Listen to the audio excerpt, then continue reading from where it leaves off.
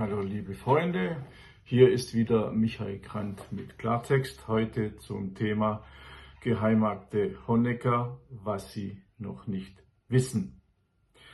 Erich Honecker wurde am 3. Mai 1971 als Nachfolger von Walter Ulbricht erster Sekretär, ab 1976 Generalsekretär des Zentralkomitees der SED.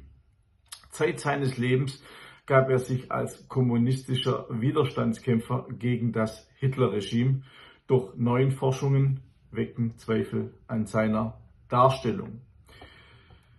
Honecker trat schon früh in die KPT ein und besuchte im Alter von 17 Jahren, also in den Jahren 1930-31, die internationale Leninschule in Moskau. Stalins Massenmord an den Kulaken, denen nach vorsichtigen Schätzungen knapp 15 Millionen Bauern zum Opfern fielen, rechtfertigte er als, ich zitiere, objektiv notwendig. Zitat Ende. Nachdem Honecker seine Dachdeckerlehre abgebrochen hatte, um Berufsfunktionär zu werden, lebte er im nationalsozialistischen Deutschland mit vielen falschen Identitäten und wechselnden Quartieren. Er war an einem Bombenanschlag im Saarland beteiligt, bei dem es einen Verletzten gab, und führte mit den Jungkommunisten den Kampf gegen Hitler. Also wenn jemand an einem Bombenanschlag beteiligt ist, darf man ihn auch als Terroristen nennen. Honecker verriet auch seine Mitgenossen. Die Gestapo verhaftete Erich Honecker im Dezember 1935 und verurteilte den überzeugten Kommunisten im Jahr 1937 zu 10 Jahren Zuchthaus. Der Mitangeklagte Bruno Baum wurde auch durch Honeckers Aussagen zu 13 Jahren verurteilt. Honeckers Aussage bei der Gestapo, ich zitiere: Ich nehme an, dass Baum in der Bezirksleitung des Kommunistischen Jugendverbandes für Berlin war. Zitat Ende.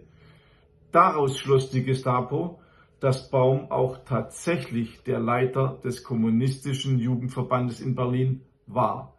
Er wurde dann auch entsprechend seiner gehobenen Funktion eingestuft und dementsprechend verurteilt. Im Gefängnis hielt der überzeugte Kommunist Distanz zu seinen Leidensgenossen und erweckte sogar den Eindruck, er stände dem NS-Regime loyal gegenüber. Er biederte sich offenbar an und es gab Indizien für eine weitgehende Bereitschaft zur Kooperation mit der NS-Justiz, wie ein Biograf vermerkte. Dementsprechend schrieb der Vorstand des Zuchthauses und der Sicherungsanstalt, heute Gefängnisdirektor, in seiner Beurteilung am 18. Oktober 1942 an den Oberreichsanwalt beim Volksgerichtshof, ich zitiere: Honecker hat sich bisher gut geführt und ordentlich gearbeitet. Ich habe den Eindruck, dass er im Laufe seiner Strafzeit zur Einsicht gekommen ist und dass er, der in kommunistischen Anschauungen erzogen und groß geworden ist, es ernst und ehrlich meint, wenn er sagt, dass er seine Jugendideale im jetzigen Staate verwirklicht sehe und keinen größeren Wunsch habe, als vor dem Feind die Redlichkeit seiner Gesinnung beweisen zu können. Ich halte den Strafzweck bei ihm für völlig erreicht und würde einen Gnadenbeweis befürworten. Zitat Ende. Honecker hatte beim Gefängnisdirektor also den Eindruck der Loyalität gegenüber dem Dritten Reich und dem Hitlerregime erweckt. Honecker verriet auch einen zweiten Mitgenossen. Tatsächlich belastete er im Jahr 1941 nach Bruno Baum auch seinen zweiten Mitgenossen, den KP-Jugendbezirksleiter Hans Jennes, der vor dem Volksgerichtshof stand und bei der Gestapo. Jennes wurde mit Honeckers Hilfe zu 4 Jahren Zuchthaus wegen Vorbereitung zum Hochverrat verurteilt.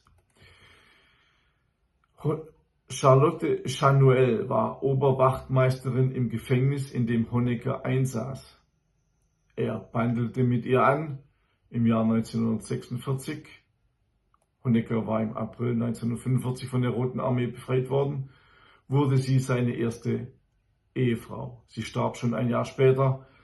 Also Honecker ehelichte eine NS-Frau, die im Gefängnis eine Funktion ausgeübt hat. Fazit: Der überzeugte Kommunist und NS-Widerstandskämpfer Erich Honecker war ein Terrorist nach heutigen Maßstäben, hat 15 Millionen Tote gutgeheißen, 2 seiner Genossen verraten und offenbar Bereitschaft zur Kooperation mit dem NS-Regime gezeigt. So viel zu den unbekannten Seiten von Honecker in seiner Jugendzeit, kann man ja nicht mehr sagen, also da, wo er jung war.